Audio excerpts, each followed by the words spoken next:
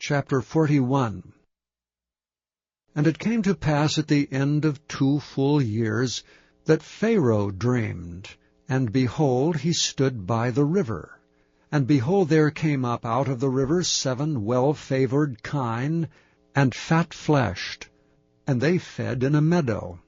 And behold, 7 other kine came up after them out of the river, ill-favored and lean-fleshed, and stood by the other kine upon the brink of the river. And the ill-favored and lean-fleshed kine did eat up the 7 well-favored and fat kine. So Pharaoh awoke. And he slept and dreamed the second time, and behold, 7 ears of corn came upon one stalk, rank and good. And behold, 7 thin ears, and blasted with the east wind, sprung up after them. And the 7 thin ears devoured the 7 rank and full ears, and Pharaoh awoke, and behold, it was a dream. And it came to pass in the morning that his spirit was troubled. And he sent and called for all the magicians of Egypt and all the wise men thereof, and Pharaoh told them his dream. But there was none that could interpret them unto Pharaoh. Then spake the chief butler unto Pharaoh, saying, I do remember my faults this day. Pharaoh was wroth with his servants, and put me in ward in the captain of the guard's house, both me and the chief baker, and we dreamed a dream in one night, I and he. We dreamed each man according to the interpretation of his dream. And there was there with us a young man, an Hebrew, servant to the captain of the guard. And we told him, and he interpreted to us our dreams, to each man according to his dream he did interpret. And it came to pass, as he interpreted to us, so it was. Me he restored unto mine office, and him he hanged. Then Pharaoh sent and called Joseph, and they brought him hastily out of the dungeon. And he shaved himself, and changed his raiment, and came in unto Pharaoh. And Pharaoh said unto Joseph, I have dreamed a dream, and there is none that can interpret it. And I have heard say of thee, that thou canst understand a dream to interpret it. And Joseph answered Pharaoh, saying, It is not in me. God shall give Pharaoh an answer of peace.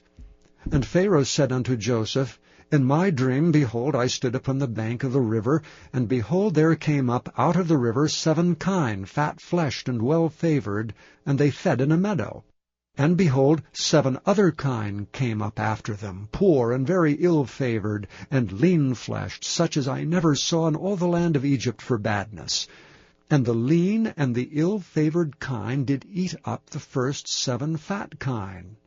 And when they had eaten them up, it could not be known that they had eaten them, but they were still ill-favored as at the beginning. So I awoke.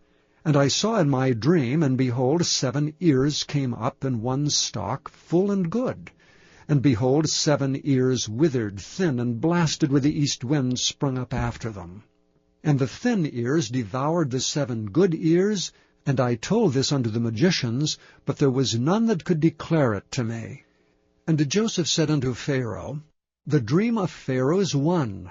God hath showed Pharaoh what he is about to do. The 7 good kine are 7 years, and the 7 good ears are 7 years. The dream is one. And the 7 thin and ill-favored kine that came up after them are 7 years, and the 7 empty ears blasted with the east wind shall be 7 years of famine. This is the thing which I have spoken unto Pharaoh. What God is about to do, he showeth unto Pharaoh. Behold, there come 7 years of great plenty throughout all the land of Egypt. And there shall arise after them 7 years of famine, and all the plenty shall be forgotten in the land of Egypt, and the famine shall consume the land. And the plenty shall not be known in the land by reason of that famine following, for it shall be very grievous. And for that the dream was doubled unto Pharaoh twice, it is because the thing is established by God, and God will shortly bring it to pass.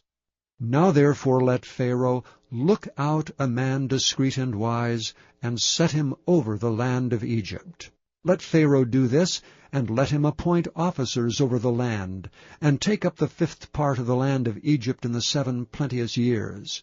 And let them gather all the food of those good years that come, and lay up corn under the hand of Pharaoh, and let them keep food in the cities. And that food shall be for store to the land against the 7 years of famine which shall be in the land of Egypt, that the land perish not through the famine. And the thing was good in the eyes of Pharaoh, and in the eyes of all his servants.